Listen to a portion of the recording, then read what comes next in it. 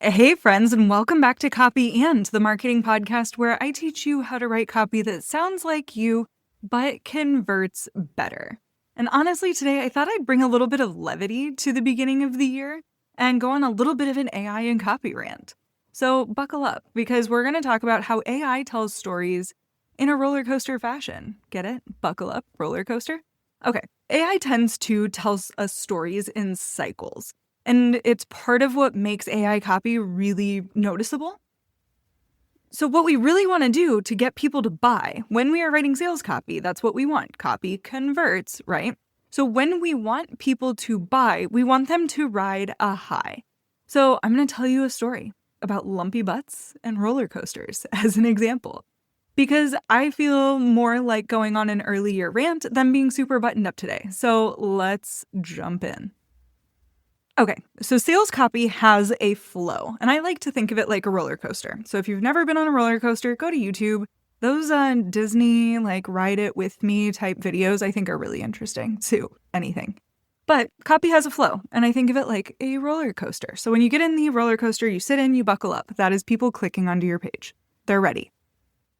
When the roller coaster starts, you get kind of lurched forward. It's never super smooth. You get lurched forward and then always go into a dip. So I consider that getting lurched forward is you're above the fold, or if we're looking at other pieces of sales copy, like an email, that's the part where we're being introduced to the concept. This is the beginning of the email. So it's either you're above the fold or the beginning. You're lurched forward. Then you go into a dip. This is their problems. This is where you show them that you understand them super deeply and you understand what their setbacks are. You have to understand these, and you have to be so freaking specific, especially to your niche in this place. This is the biggest area of opportunity that I see on most sales pages. This is where we say, I understand you, not just that you're busy, not just that you're overwhelmed, but what that really presents as for you. So that's your dip. Then on the roller coaster, they have to build momentum. That's the part that goes up the first hill. The rest of it, you just ride the high. You ride that momentum for the rest of the ride. So as we go up that part of the hill, this is where you are starting to get them so excited. You are lighting up parts of their brain that feel hope, that help them see the potential. You're past the problem. You understand their problems, but this is where you're saying those imagine if statements, and you can. And this is entirely possible for you. You're creating open loops that people see themselves in. They are writing themselves into the story that you are taking them on. And then they ride the high. You tell them how much it costs. You tell them what's included. You give them all of the information that they need throughout the loop-de-loops and the this and the that. And you're telling stories and you're giving client examples and testimonials and answering their frequently asked questions, because the only thing that's going to happen, you are making buying an inevitability.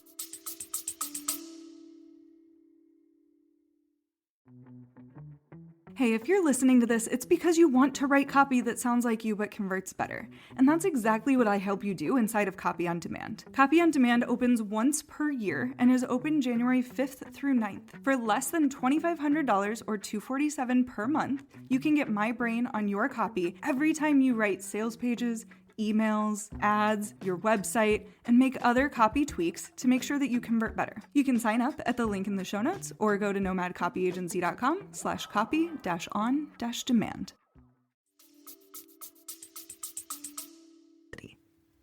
So what does AI have to do with roller coasters? Let me tell you. I'm going to talk about lumpy butts. So AI does not tell stories in a linear fashion. AI loves to negate itself. And this isn't a conversation about M dashes. However, a lot of times after or between M dashes, AI will negate what it just said.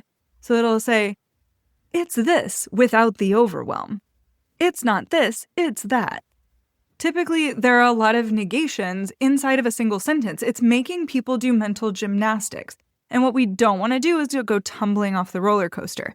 Absolutely not. We want to continue the flow. So I'm going to tell you about a friend of mine who loves using AI. She uses it for freaking everything. But we were having a conversation about these stories, and I was like, friend, imagine that you and I go shopping for pants. We're in the dressing room, and you're trying to make a buying decision on a pair of pants. And you try them on and you say, do you like them? I think I like them. And again, we're going to draw this back. This is her being on the sales page, making sure that it is the right investment for her. She is in the dressing room, making sure that the pants are the right investment for her. And I say, oh my gosh, they make your legs look longer. They're going to look amazing with those sneakers. I think they're perfect for this party. It doesn't even make your butt look lumpy. You should get them.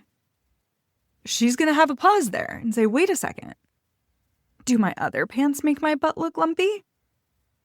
Do the pants that I'm wearing today make it look not good? Is this a normal thing for me? Should I be concerned? It's going to throw her off. If I want her to buy the pants, I need to tell her all the ways in that she looks amazing. They have some stretch to them, and she's going to an event where she needs to be sitting, so it's going to be way more comfortable. I need to remind her of all of the reasons she should get the pants so that we can get the heck out of the dressing room and go get Chipotle.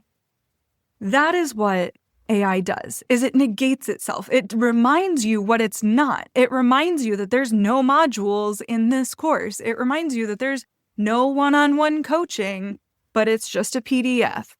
That is what AI does when it storytells. You do not want to throw off the flow of the roller coaster. You do not want to sabotage your sales. So as you're going through your copy, if AI did help you write it, I want you to check for flow. Is there a clear statement of what it is? This could be your above the fold. Are the problem sections isolated? Are we just talking about the problems once? Because that's the goal. We don't want to keep coming back to these problems and reminding them how awful it's going to be. Do we lead to a direct solution? Do we ask for the sale? Do we just coast right back to home plate or whatever it's called where you load up on a roller coaster? Smooth as butter. Have we answered all of their questions? So something you might want to Control F and look for is somewhere where it says, it's not blank, it's blank. Just tell me what it is. It's not X, it's definitely not Y, it's Z. Why are you telling me what it's not when I just want to know what's included?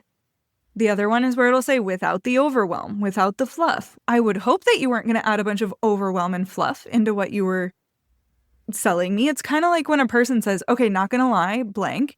Were you usually lying to me? Why are we insinuating that there was a lie or that there was overwhelm or that it was going to be fluffy before I sold you this?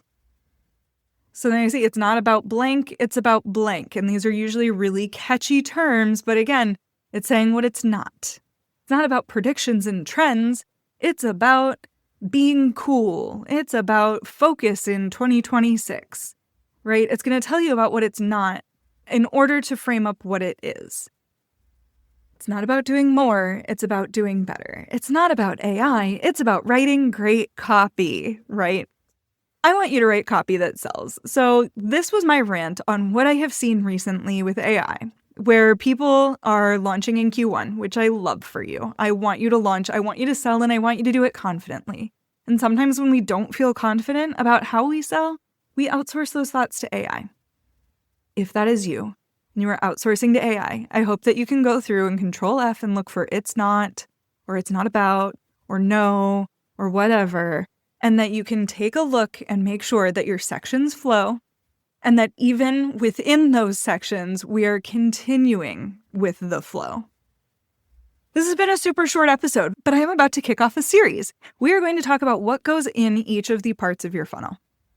I'm anticipating some pretty short episodes here, because your funnel is not just an opt-in page, a sales page, and a couple emails. There's a whole lot more to it than that.